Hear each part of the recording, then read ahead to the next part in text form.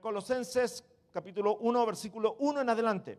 Yo, Pablo, elegido por la voluntad de Dios para ser apóstol de Cristo Jesús, y nuestro hermano Timoteo. La semana pasada hablamos acerca de esto. Hay algunas reglas, algunos fundamentos para que hablemos del apostolado desde el punto de vista bíblico. ¿Okay? La palabra nos habla que para ser apóstol había tenido que caminar con Jesús, había tenido que ser testigo de los milagros y algunas otras cosas, pequeños detalles, pero nos detuvimos ahí un poquito. Después dice la voluntad de Dios para ser apóstol de Cristo Jesús, y nuestro hermano Timoteo. Recordemos que Pablo está preso, está preso en una casa, no está en la cárcel, pero está preso, está atado, pero el Señor le permite a Pablo, en sus tiempos de presidio, le permite hacer un trabajo evangelístico muy, muy grande. Yo me imagino, y quiero hablar de esto de la mejor forma, no quiero ser un hereje con lo que voy a decir, ¿ok? Pero quiero decirle, yo me imagino que el apóstol Pablo, cuando empezó su camino hacia Roma, él dijo, no, yo lo que voy a empezar a llamar a mis contactos. Recuerde que Pablo era un hombre muy conocido, muy popular, mucho reconocimiento por su formación. Y Pablo dice, no, yo voy a llamar a mis contactos y voy a rentar el Coliseo romano. Y voy a contactarme con Elevation Roma. Y le voy a decir que ellos me dirijan adoración en el evento. Porque yo voy a predicar. Y voy a rentar las mejores bocinas de la época, ¿verdad? Y Pablo hace un plan, voy a Roma porque voy a ir a predicar el evangelio, pero voy a ir a predicarlo con todas las fuerzas. Y aunque la Biblia no nos dice eso, hermano, estoy parafraseando, estoy haciendo esta historia un poquito más familiar para que usted la entienda. Sin embargo, Pablo llega a Roma y es preso. Y en vez de poder llegar a este coliseo o a este espacio o a este lugar donde él podía haber hecho un trabajo de evangelista, Pablo se encuentra con que es detenido, lo ponen preso y lo ponen, ¿cómo se llama cuando están presos en casa y no en el preso domiciliario? ¿Cómo más? House arrest, pero está encadenado. Está encadenado y está con guardia romana. Entonces, no es que Pablo pueda decir, me voy a escapar ahora. Pero el Señor le permite algo mientras está ahí. Como había tanto temor por lo que Pablo podía hacer con respecto a su predicación del Evangelio, le estaban cambiando la guardia cada 2 horas. Entonces, cada 2 horas venían estos 2 soldados. Pónganse de pie, mis soldados, ya que están ahí. Se sentaron al frente, ¿qué quieren? ¿Ok? Mire, y los dos están guapos, así que, ¿ok? Bueno, no voy a decir nada más, están guapos nomás, ¿ok? No los voy a promover hoy día, no les voy a poner ningún cartel ahí de los tengo para novio, nada de eso, ¿ok? No. ¿Ok? Bueno, y estos 2 muchachos venían y Pablo, que estaba aquí encadenado, los veía y ¿sabe qué hacía durante esas 2 horas? Le decía, ¿cómo te llamas? Me llamo David. ¿Cómo te llamas? Me llamo Javier. Mira, David y Javier, quiero hablarte del poder de Jesucristo, mi Salvador. Y Pablo tomaba esas 2 horas de esta guardia y los bombardeaba con el Evangelio.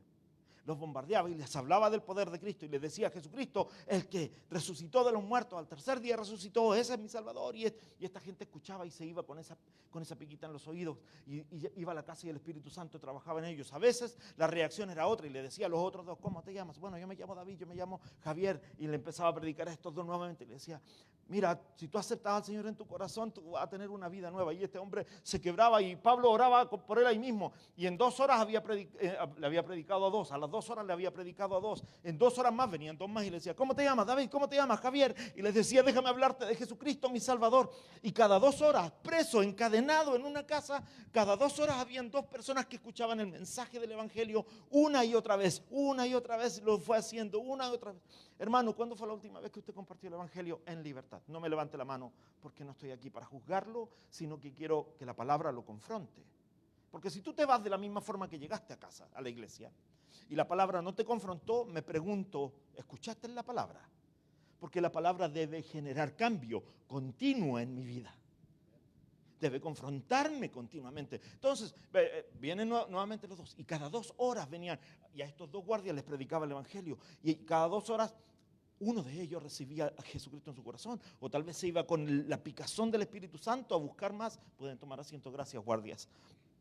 Pablo encadenado, en vez de haberle predicado a miles de personas en el Coliseo que quería rentar con la mejor banda, si es que lo pudiéramos decir de alguna forma, hermano. En vez de hacer eso, Pablo tiene la oportunidad de predicarle a más gente mientras está preso de lo que hubiera podido alcanzar si hubiera hecho esto de un evento público. Ahora escúchame, mi hermano, la situación en la que estás, Dios la puede usar para su gloria. Y Él merece toda la gloria. Y Él merece toda la honra. Y Él merece mi desgaste. Aún, escúchame bien, aún en medio de mi dolor. ¿Qué estás diciendo, pastor? Sí, que el Señor sigue siendo glorioso aún en medio de mi aflicción. Y escúchame, tú puedes vivir aflicción, pero aún tener gozo, porque el gozo no está sujeto a tu estado de ánimo. Eso se llama felicidad. El gozo es eso que te mantiene en pie, aunque estés viviendo una tristeza profunda. Y esa tristeza te quiera tumbar. Y tú de pronto dices, es que no sé qué hacer. Y el gozo del Señor te llena nuevamente. Y en medio de la tristeza, el Señor te levanta. Y tú dices, yo no sé de dónde saco fuerzas. Yo no sé si estoy enfrentando esto, ¿por qué no estoy estresado, no estoy con depresión? Porque el gozo del Señor es tu fortaleza. Debo volver, si no, el tiempo me va a alcanzar.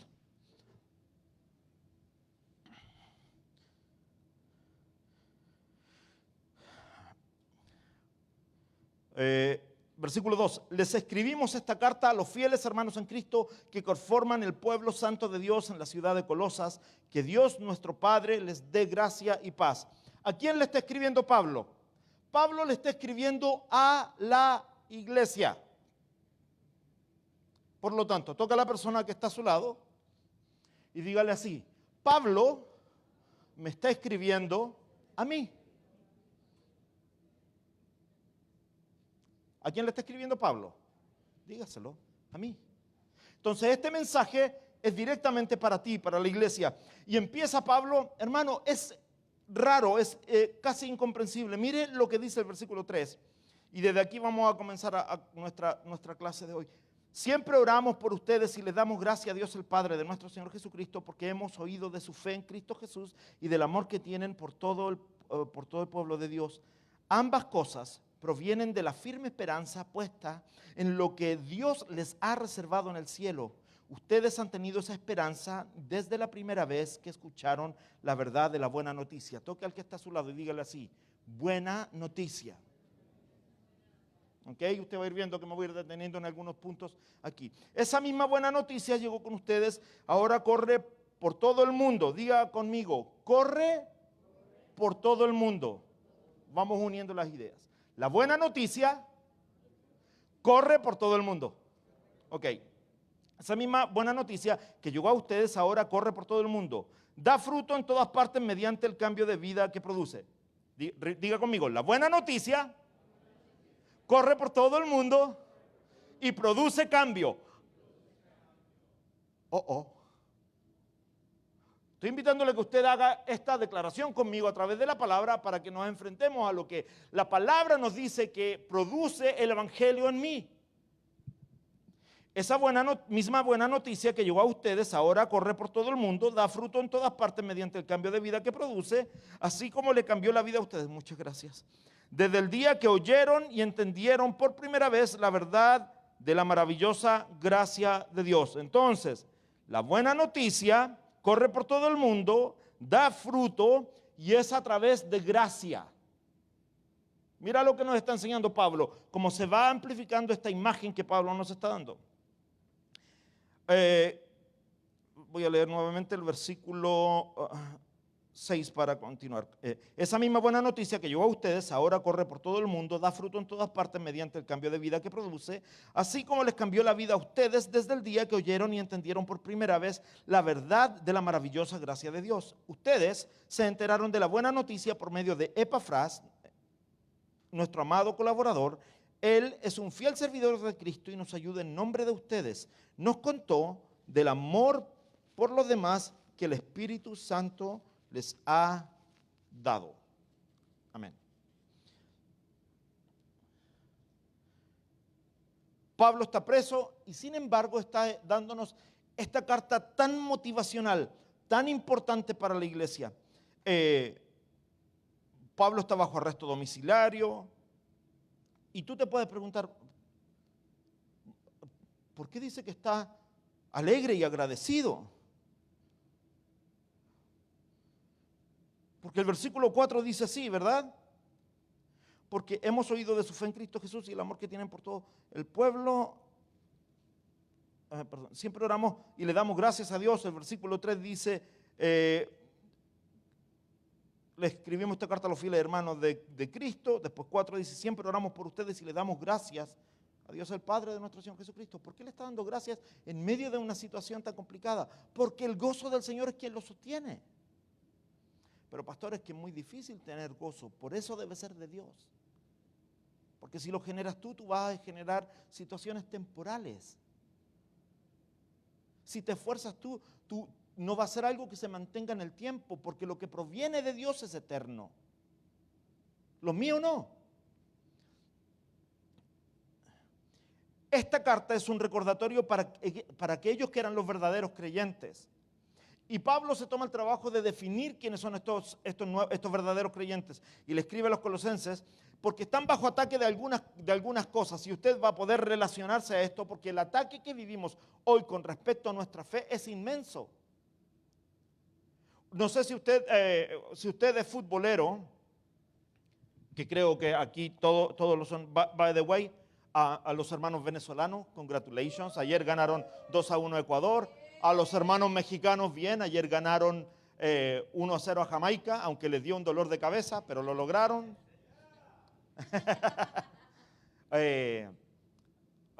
A los chilenos, a los argentinos, que andan a Pipo, Sonia, a los argentinos, congratulations.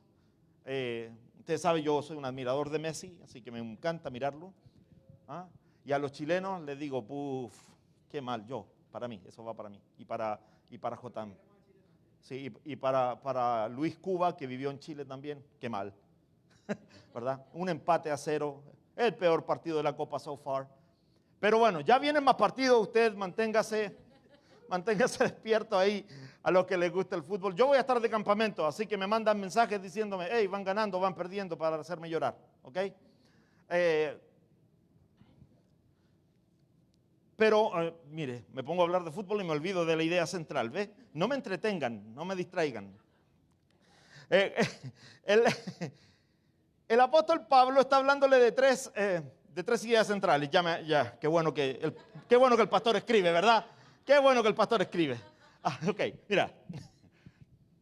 El apóstol Pablo está hablando de tres ideas centrales que están ocurriendo. Esta semana, como empezó la Copa América, no hicieron una introducción muy grande, no hicieron mucha fiesta, aunque hubieron reggaetoneros igual. Ocurrió un fenómeno que no había ocurrido en un evento de estas características antes en la historia. Este es el campeonato más viejo de fútbol que existe, la Copa América. Pero llegó un pastor americano y un pastor costarricense y compartieron la palabra en la inauguración y oraron en nombre de nuestro Señor Jesucristo en la inauguración. Esta mañana leí un artículo que el pastor de Costa Rica está recibiendo amenazas de muerte. Porque se paró enfrente de todo el mundo y oró en nombre de nuestro Señor Jesucristo. Sabemos que estamos siendo bombardeados por una corriente ideológica que no quiere que el evangelio prospere, porque el evangelio cree en cosas que el mundo no cree.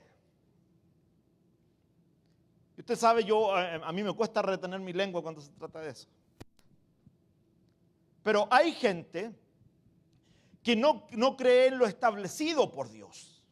Hay gente que no cree que el vínculo matrimonial es santo, que Dios lo creó. Entonces hoy día la gente, no sé si ustedes siguen estadísticas, pero se dice que en los últimos 10 años en los últimos 5 años, ha habido menos divorcios que en cualquier otra época de la historia. ¿Sabía usted eso? ¿Pero sabe por qué? Porque no se están casando. Entonces no hay documentos para separación. Entonces, no es que hay menos divorcios, es que hay menos compromisos. Y el mundo quiere que nosotros creamos eso. Alguien escribió, no voy a comentar eso porque, bueno, usted sabe que durante el periodo del presidente Biden se ha premiado como el premio a la mujer del año por los últimos 4 años a hombres transgéneros. Me pregunto, en las funciones gubernamentales, en la oficina gubernamental, ¿no existe ninguna mujer que trabaje y que dé la cara por el género femenino? Sí lo hay. Pero el enemigo está queriendo deformar, degenerar esta percepción de que lo que Dios hizo es perfecto y nos quieren meter la idea a la fuerza de que esta nueva forma de percibir la vida, de percibir la identidad de las personas, es correcta. Otros nos hacen creer que el matrimonio entre personas del mismo sexo es normal. Entonces nos han bombardeado con ideas. Este problema no es de hoy. De hecho, el apóstol Pablo le está hablando a los cristianos de Colosa porque hay una corriente ideológica que está invadiendo todo el Asia Menor, hermano. Y es que viene la filosofía oriental, se está metiendo en medio de las iglesias y Pablo está batallando con eso. Entonces los nuevos líderes de las iglesias están diciéndole a la gente, mira Javi, para que tú seas realmente salvo, tú tienes que aceptar al Señor en tu corazón, leer tu palabra, cambiar de vida y practicar nuestras filosofías chinas. Cristo ya no es suficiente. Entonces, y eso no es suficiente. Están viniendo ideologías griegas. Los griegos y los romanos eran completamente corruptos, hermanos. Pero tenían poder militar y tenían una tremenda capacidad intelectual los griegos. Si usted estudió, usted sabe que nuestras matemáticas dependen absolutamente de los griegos, ¿verdad? Porque nosotros hablamos del teorema ¿de quién? De Pitágoras. ¿Quién es Pitágoras? Un filósofo griego, matemático, ¿verdad? Que alguien ha escuchado hablar de Platón. ¿Quién es ese hombre? Otro que estamos absolutamente influenciados por la educación a través de la educación por ellos. Los griegos también querían influenciar la nueva fe que se estaba levantando en el tiempo de Pablo, los seguidores de Cristo. Y surge un movimiento bien extraño llamado helenismo, que fue muy popular en los tiempos. Y era que, mira Javi, yo sé que tú aceptaste al Señor y estás leyendo la Biblia, pero aquí nosotros también aceptamos a la Virgen esa que tienes escondida ahí en la sala de tu casa. Y también a los santos esos hindúes que trajiste de tu viaje, también. Por eso cuando Pablo se presenta y ve la estatua que dice al Dios desconocido, él dice, a este Dios sirvo yo, porque habían llenado lugar con dioses diferentes y la gente no entendía para dónde caminar. Toda esta influencia está atacando no solamente la ciudad, sino que está infiltrándose en la iglesia. Y Pablo quiere mostrar a través de este libro en Colosenses que Cristo es suficiente. Dígale a su hermano, Cristo es suficiente. Por eso él escribe en el libro de Efesios, mira, por tanto sois salvos por medio de la fe.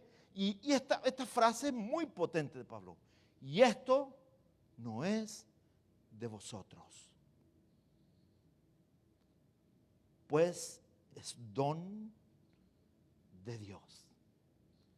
Y agrega, no por obras, para que nadie se gloríe.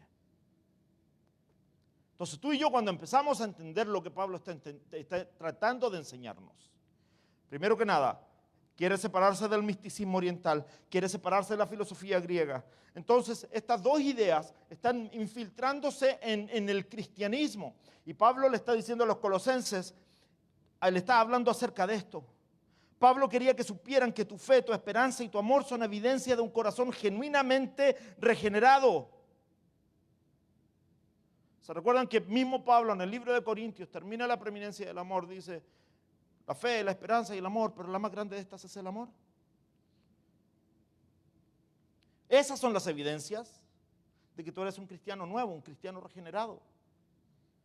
Si usted viene los miércoles a los estudios, yo he contado muchas veces esto. A mí, hermano, el Señor tuvo que trabajar mucho en mi vida, mucho, porque yo crecí siendo un muchacho muy violento, como gran mayoría de ustedes que vienen de países diferentes al de Estados Unidos, con menos recursos, con realidades de vida diferentes. A mí el Señor me sacó mucho de la violencia, hermano. Yo vivía peleando. Y producto de como había crecido cuando llegué a mi adolescencia, en un campamento de jóvenes, hermanos, en un arrebato de locura, de inmadurez, le metí un puño a mi líder de jóvenes y le partí la ceja. Imagínense, mi pastor hizo eso.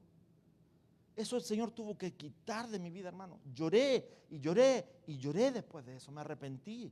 El Señor me dio la oportunidad después de años poder juntarme cuando vivía en Nueva York, con mi pastor de jóvenes, al que yo golpeé, recibirlo en mi casa y poder atenderlo.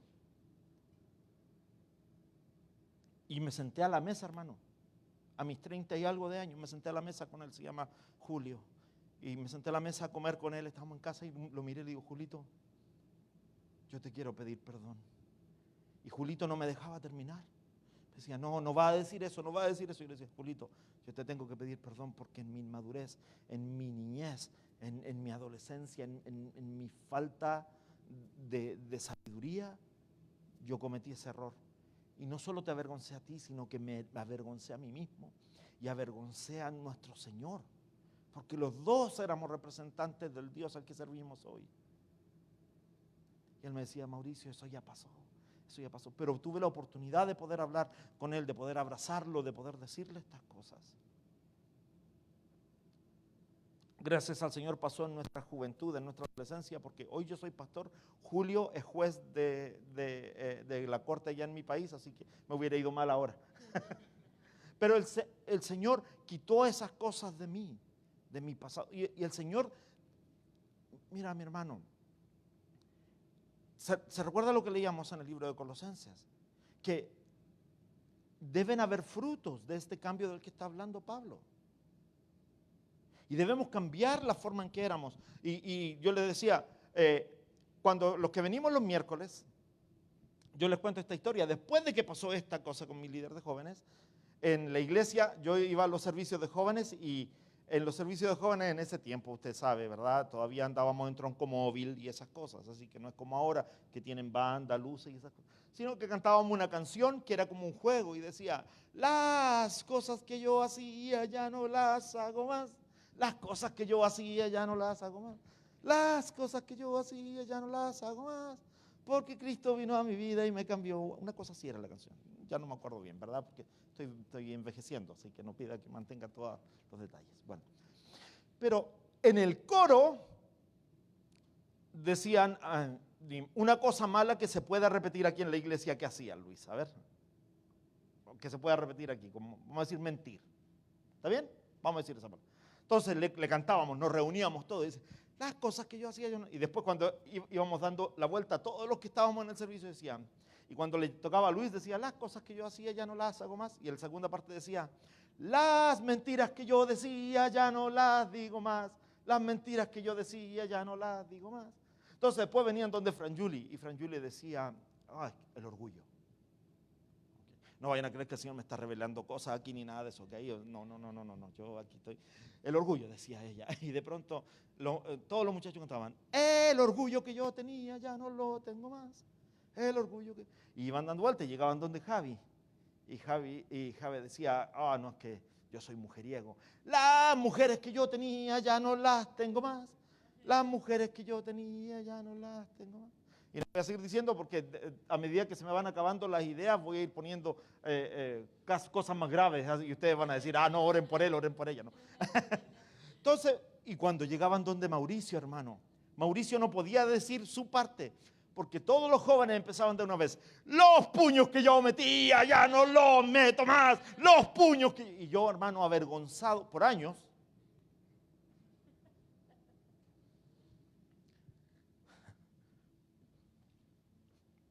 pero si tú estás caminando conmigo,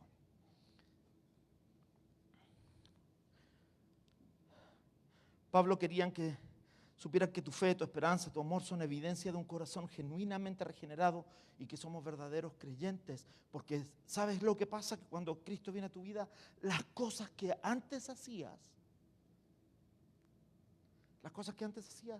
ya no las hago más. Y escúchame, este es un fenómeno muy singular. Muchos de nosotros vamos a pasar nuestra vida pidiendo perdón por cosas. Pero la palabra dice esto, que un corazón contrito y humillado no va a rechazar. Ahora, si tú eres de los que cree que estás engañando al Señor y estás diciendo, ay Señor, perdóname porque pequé, porque tuve sexo con mi novia, por ejemplo. Pero en tu mente, tú estás diciendo, bueno, total, el próximo fin de semana la veo otra vez, si pasa, le pido perdón el domingo al Señor, está todo bien. No le pediste perdón. Porque el perdón es una palabra griega, hermano, y esta palabra los que vienen los miércoles la han escuchado, es metanoia. Y alguien que venga los miércoles, ¿se recuerda lo que metanoia es?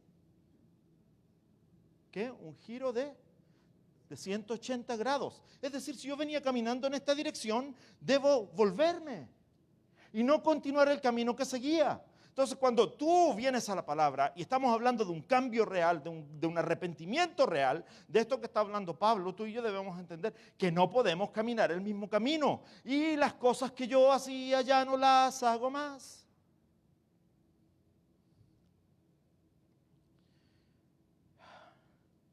Esta es la vida cristiana, implica fe en Cristo Jesús, implica amor a los demás que se extiende a los santos y una esperanza que mira hacia el cielo.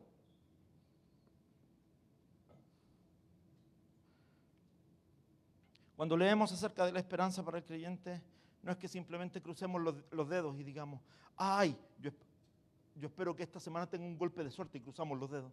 Que me vaya bien, crucen los dedos para que me vaya bien, dice uno. ¿Oh?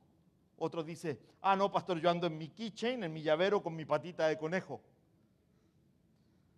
Esto no se trata de suerte. Dios no es tu genio de la lámpara. El Señor está dispuesto a provocar cambios en tu vida, pero dependiendo de cuánto tú estés dispuesto a entregar. ¿Se recuerdan que hace un par de años atrás el pastor Giovanni compartió una palabra que decía, dale lo peor de ti al Señor, dale lo más sucio de ti al Señor? Y estaba hablando de Jesucristo lavando los pies de los discípulos. Muchos de nosotros tenemos un cuarto escondido, un cuarto secreto ahí. La llave la tengo yo y no la comparto, ni siquiera con el Señor. El Señor quiere limpiar ese cuarto también.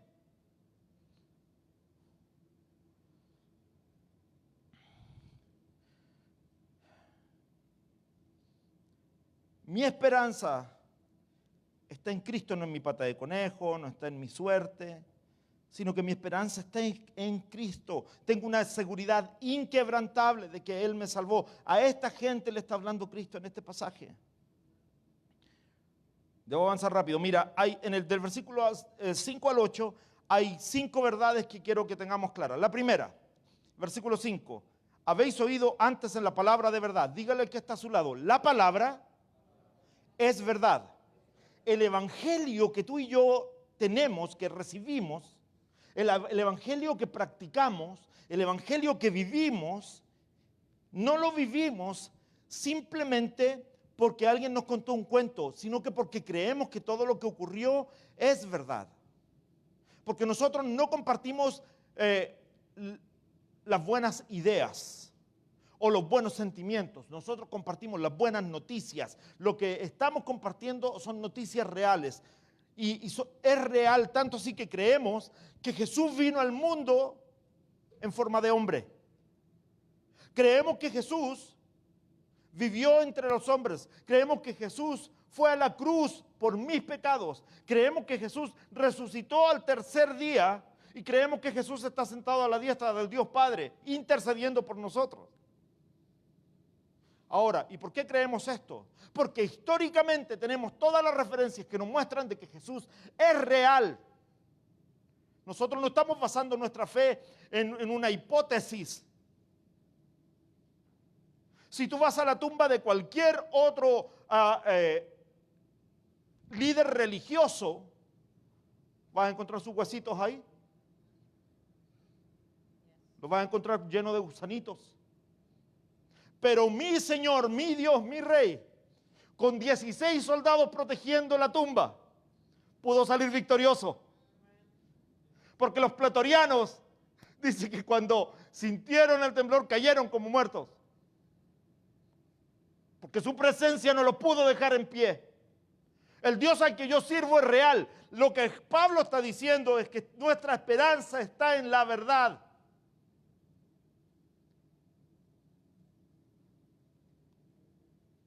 Cristo es verdad. Y por eso Pablo le está diciendo, no se dejen influenciar por estas nuevas ideologías, sino que afírmense en la verdad de que nuestro Señor Jesucristo fue encarnado, fue crucificado, resucitó, ascendió y está ahora en el cielo sentado a la diestra del Padre. Las buenas noticias se centran en la persona y obra de Jesucristo. Y aquí es donde viene lo que te decía. Yo creo que el apóstol Pablo nos está invitando a evangelizar. Cuando tú entiendes esto, entonces puedes entender otros pasajes de la palabra.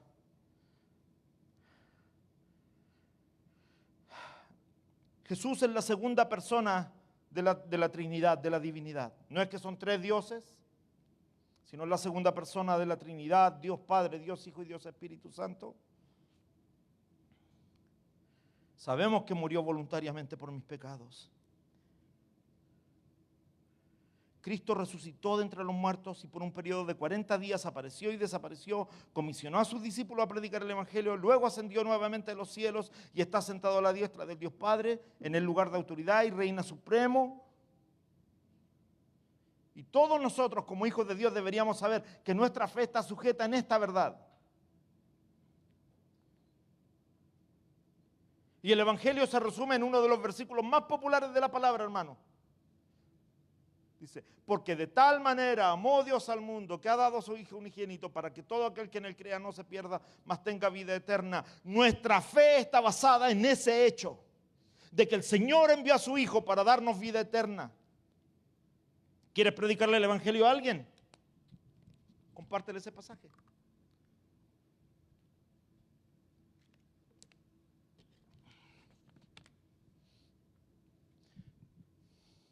Él vino a darte vida. Algunos estudiosos de la palabra dicen que toda la Biblia y todo el mensaje de la palabra está resumido en este versículo. Todo el Evangelio se encuentra en Juan 3:16. Por eso apréndaselo, guárdalo en su corazón, compártelo con otros.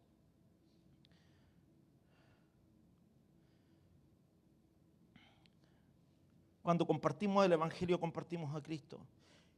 Y no se trata simplemente de que le digamos a los demás, oye, ¿quieres ser feliz? O hablemos del Evangelio de la prosperidad. Oye, ¿quieres que el Señor te dé más dinero? No se trata de eso. ¿Quieres ser sano? Tampoco se trata de eso. ¿Quieres ser rico? Se trata de, ¿quieres ser salvo? Porque en Él hay salvación.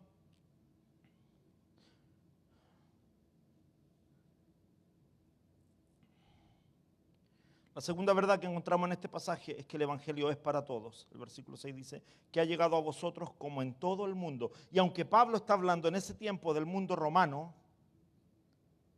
sabemos que también está haciendo referencia a lo que el Señor les dice a sus discípulos en Mateo 28 y en Marcos 16. Ir por todo el mundo y predicar el Evangelio.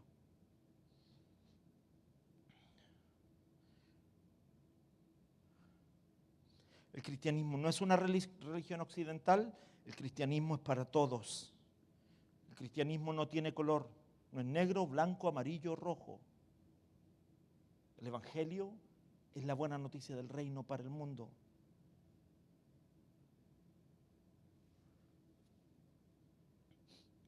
El Señor les dice en el libro de los Hechos, y me seréis testigos en Jerusalén, en Judea, en Samaria y hasta lo último de la tierra. Las misiones no es necesario empezarlas en otro país. El Señor les dice, empiecen en Jerusalén, empiecen en su tierra. Cuando usted me ve hablar así del campamento con el deseo y la pasión que tenemos por esto, no lo estamos haciendo simplemente porque nos guste tomarnos 5 días para estar trabajando con adolescentes. Si usted es papá de adolescente, usted sabe que 1 es más que suficiente. Nosotros nos estamos arriesgando a trabajar con 70. Usted sabe que no hay descanso. Usted sabe que por las noches, y usted, para que usted sepa, usted por las noches se tiene que levantar a medianoche y darse una vuelta por las cabañas de las muchachas que están como a 1 milla de distancia de las cabañas de los hombres y hacer guardia. A la hora siguiente volver a hacer lo mismo. Las líderes de las niñas duermen en la cabaña y bloquean la puerta, no es que se van a escapar. Los líderes de los varones se quedan con ellos hasta que ya les gana el sueño. Y a veces se escapan. Y cuando se escapan, tenemos radios de larga distancia. Y nos dicen, hey, se me escaparon 2. Entonces, Pastor Giovanni y yo nos levantamos a las 3 de la mañana. Hacemos arrancar el carro y nos vamos a dar la ronda. Así que usted ve que el pastor llega el domingo después del campamento, aquí todo doblado, cansado, dolorido. Es porque esto es trabajo, hermano.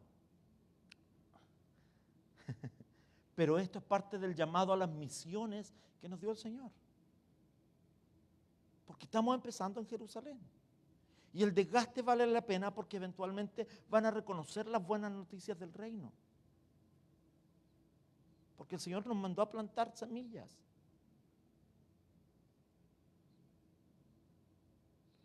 Recuerde que el Evangelio no es una sociedad secreta, el Evangelio es para que lo compartamos. Dios quiere que vayamos por todo el mundo. Recuerde que la palabra predicar que Jesús utiliza en Mateo 28 es la palabra griega kerizo, que significa proclamar o anunciar. Y usted se recuerda que en la antigüedad venía el heraldo, se paraba en la plaza de la ciudad y abría el papiro y decía, hear ye, oigan, oigan lo que el rey tiene que decir. ¿Se recuerdan que era la forma en que se comunicaban las grandes noticias? Oigan, oigan lo que el rey tiene que decir al pueblo. Y la gente se reunía, se amontonaba en la plaza de la ciudad y empezaba a oír. ¿Se recuerdan los que vienen los miércoles y estudiaron con nosotros el libro de Daniel? ¿Verdad? Que venía el heraldo del rey y decía, a partir de hoy todo el mundo se debe arrodillar enfrente de la estatua del rey Nabucodonosor. ¿Se recuerdan de eso? Ok. La gente se reunía, todo el pueblo lo sabía. La palabra kerizo, la palabra predicar, hace referencia a ese heraldo, que la predicación debe hacerse pública. Cuando el Señor nos llama, no nos llama para que nos volvamos una sociedad secreta.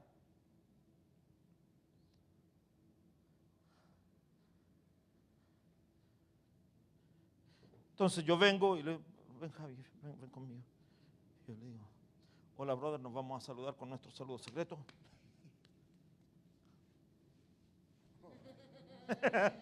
No, mi hermano, no se trata de que yo tengo mi saludo secreto, mi grupo secreto, mi compañero secreto. Hey, después nos vamos a reunir a conversar de las cosas de Dios, pero ahí ya tú sabes dónde, no le digas a nadie.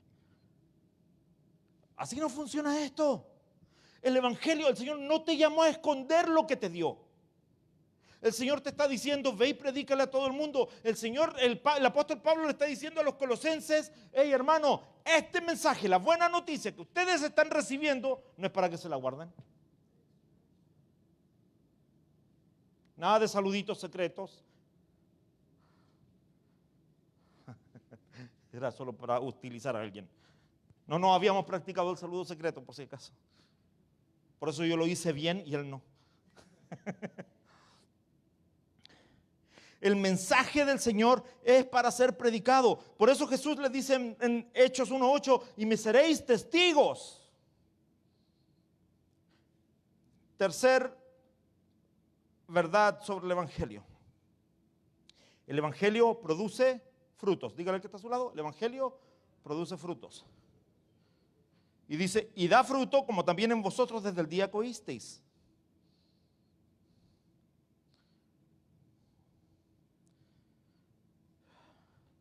Tu vida no se transformó porque te volviste religioso.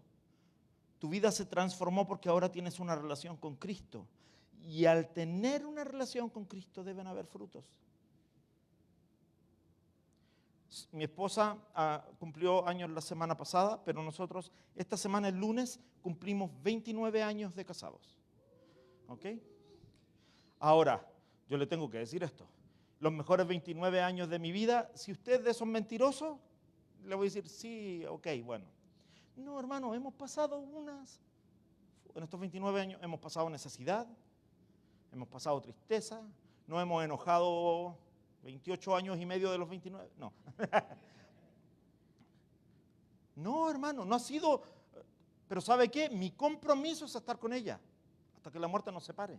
Pero de esta relación en estos 29 años han habido momentos maravillosos y entre esos momentos maravillosos el Señor nos ha dado la oportunidad de celebrar el nacimiento de Pipo.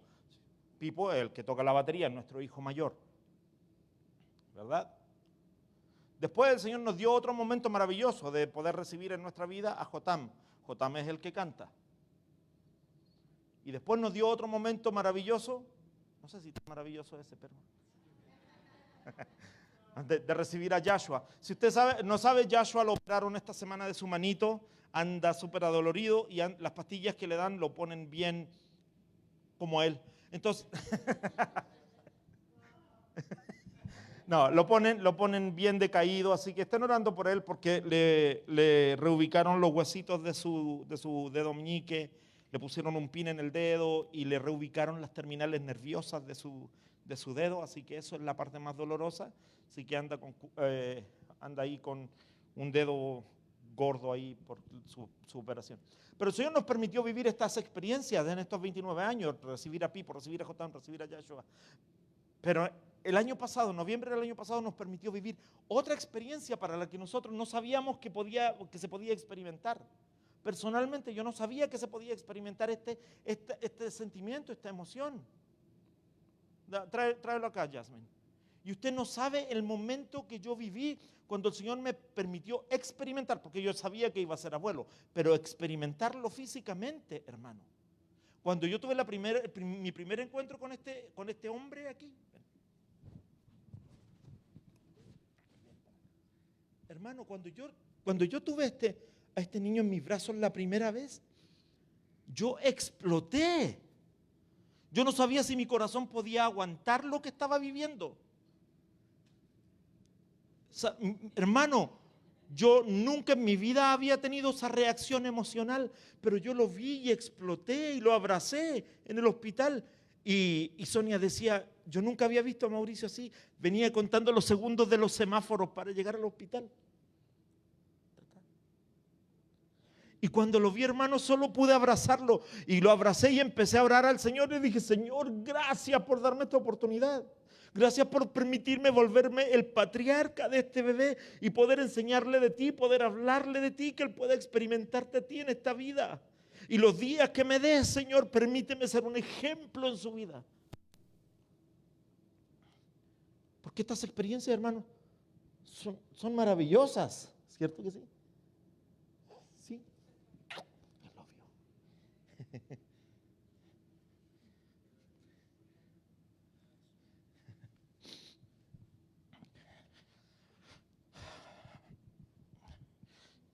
En estos 29 años hemos podido vivir estas experiencias. Y usted me va a decir, pero pastor, ¿y para qué llamaste a tu nieto? Porque lo amo.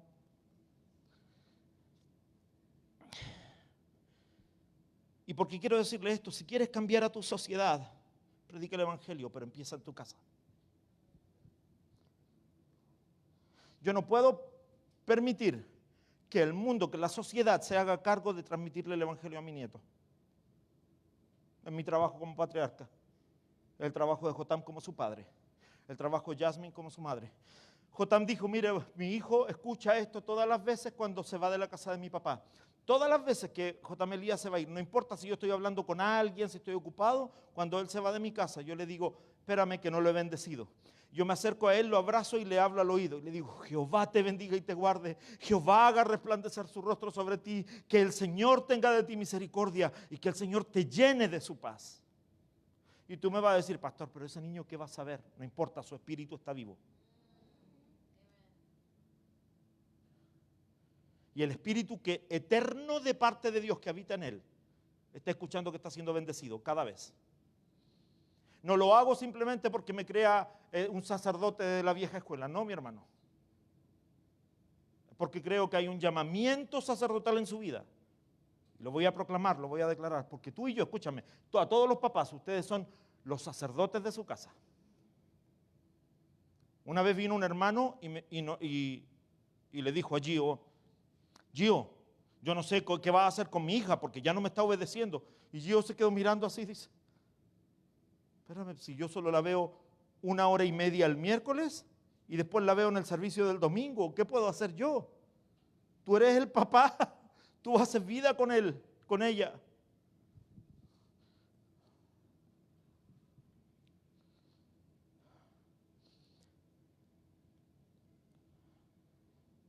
Te dije, el evangelio produce frutos. ¿Cuáles son los frutos que tú estás dando?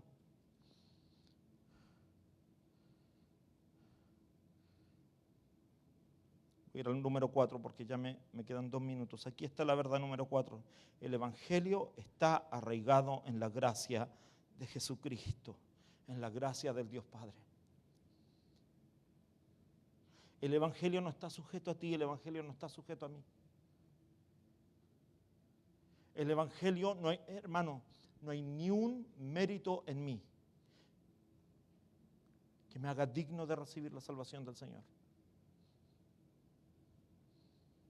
Porque la palabra dice que no hay justo ni aún uno. Así que si tú llegaste hoy día diciendo, oh, yo soy el super cristiano, cuando vivíamos todavía en Argentina, muchos años atrás, Dante Gebel no era no era tan popular como lo es hoy y tenía programas radiales que iban dirigidos específicamente a la juventud y tenía sketches en sus programas radiales. Y entre sus sketches, él tenía uno que se llamaba Christianator, y era como que si fuera Terminator, pero decía, este no es mitad metal, mitad carne, decía, no, este es mitad espíritu, mitad carne. Entonces, batallaba entre las cosas espirituales y las cosas carnales. Esa es nuestra naturaleza. Tú y yo vivimos batallando con las cosas de este mundo. El apóstol Pablo, el hombre que tanto admiro, dice, mira, lo que no quiero hacer, eso hago. Todos nosotros batallamos con cosas todos los días. Por eso debemos entender que la gracia de Dios, que el evangelio no está arraigado, no está enraizado en mis habilidades para portarme bien, sino que lo que recibimos es por gracia de Cristo. Ah, no, el Señor me va a bendecir, el Señor me va a tratar bien porque yo voy a la iglesia. Hermano, la iglesia es como la parte final de todo esto. La iglesia es lo que el Espíritu te incentiva para practicar con los santos, a tener una vida con los demás santos.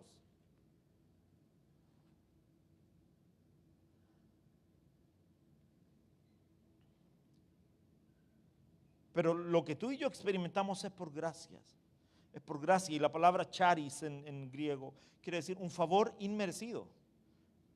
Ah, no, pastor, es que yo me porto bien, por eso el Señor me bendice. No, si tú no mereces nada. Ah, no, pastor, es que yo voy todos los domingos a la iglesia, tú no mereces nada. Ay, no, pastor, es que yo diezmo bien, tú no mereces nada. Yo no merezco nada. John Newton fue un predicador del siglo XIX y él escribió la canción Sublime Gracia. En sus últimos días, John Newton dijo esto, mi memoria casi se ha perdido, pero recuerdo 2 cosas, que soy un gran pecador y que Cristo es un gran salvador.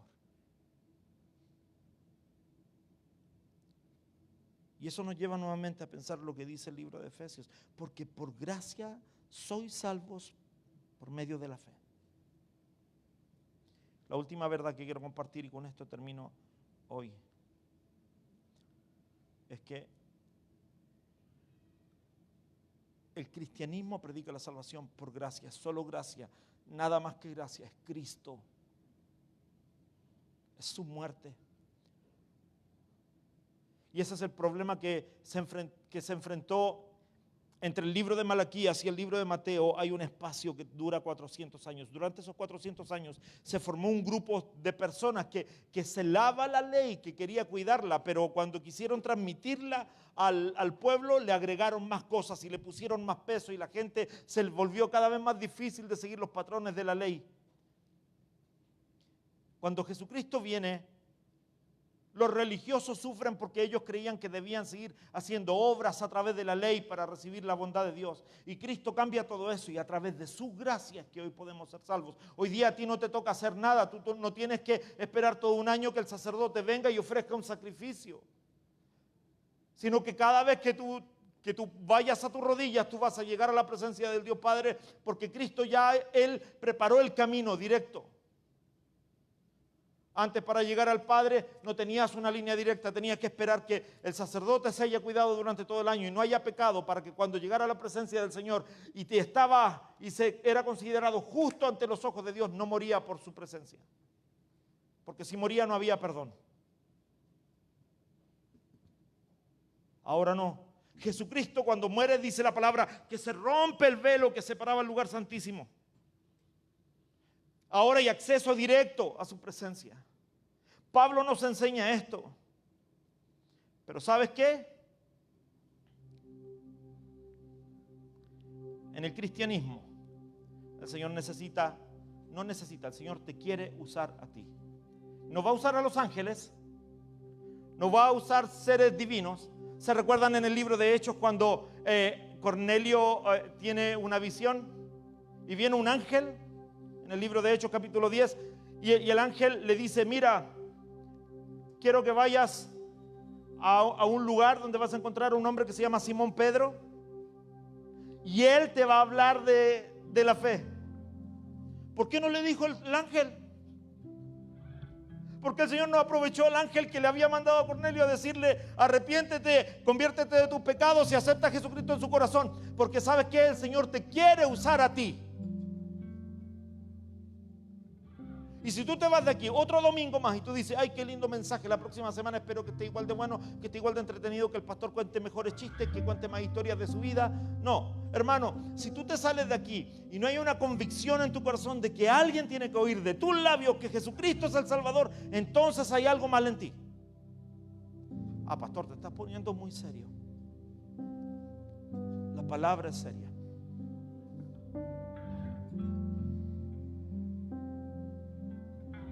Todas las iglesias están hablando hoy día de programas de discipulado aquí, discipulado allá. Pero hermano, ¿sabes qué? Antes de poder discipular, debemos evangelizar. Si no, la gente no va a entrar a ser discipulada. Y tú eres el mayor elemento, la máxima expresión del evangelismo. Dios te quiere usar a ti.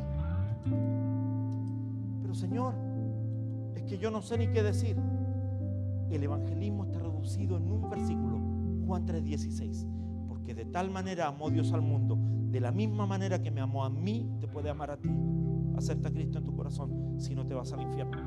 El mensaje de Jesucristo es simple. Por eso la palabra dice, el reino de los cielos hace fuerza y los valientes lo arrebatan. ¿Eres tú un valiente?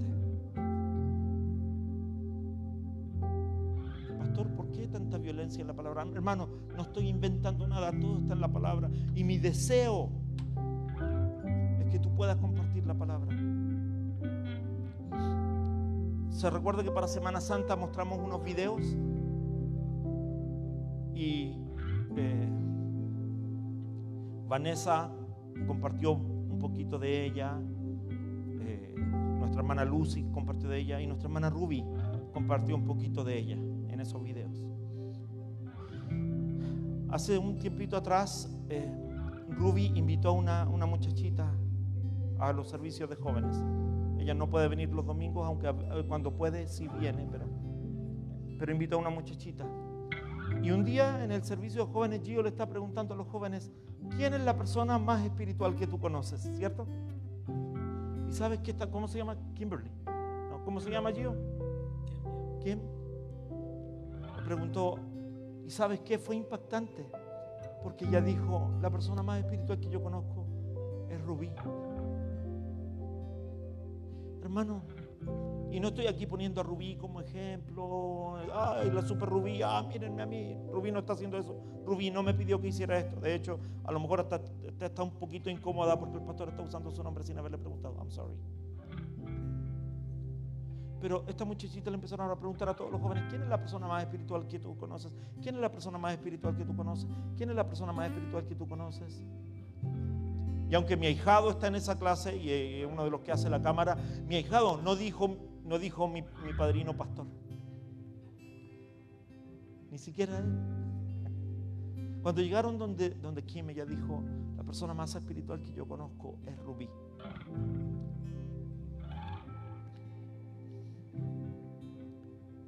Si el Señor viniera hoy y nos llevara a su presencia, y toda la gente que tú amas, todos los que tú conoces, tengan que presentarse ante la presencia del Señor y darle cuentas al Señor, y el Señor les preguntara, esto es una idea hipotética, esto no es que va a ser así, pero toda la gente que tú conoces, todos los que te rodearon, tuvieran que darle cuenta al Señor, y el Señor les preguntara: ¿quién te habló del Evangelio? ¿Quién fue la persona más espiritual para ti? Y ellos no den tu nombre, mi hermano.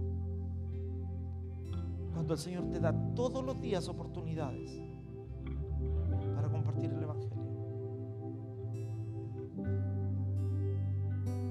los valientes lo arrebatan. Pastor, es que yo soy bien tímido. Rompe con eso, hermano, porque alguien rompió la timidez para traerte a ti el Evangelio. Pastor, es que yo no tengo muchos amigos. Entonces vuélvete como Cristo, porque la palabra dice: el que quiere ser amigo, muéstrese amigo. Pastor, es que no es fácil, nadie lo dijo, pero todo lo puedo en Cristo que me fortalece. Hermano, este mensaje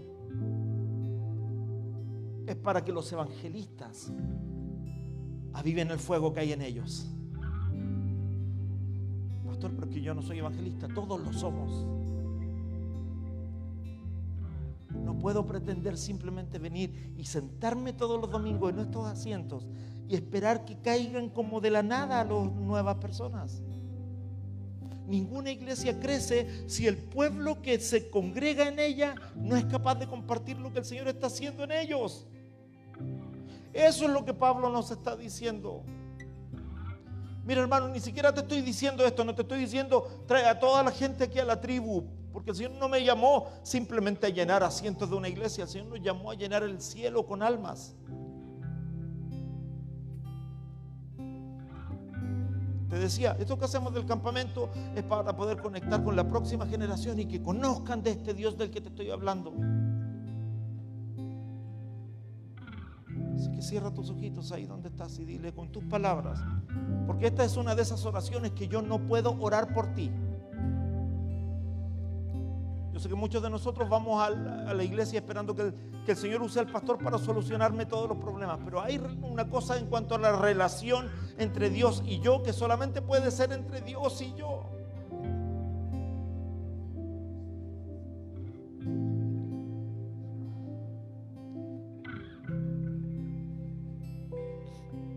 Y dile: Señor, así como Pablo le habla a la iglesia, sé que me has hablado tú a mí hoy.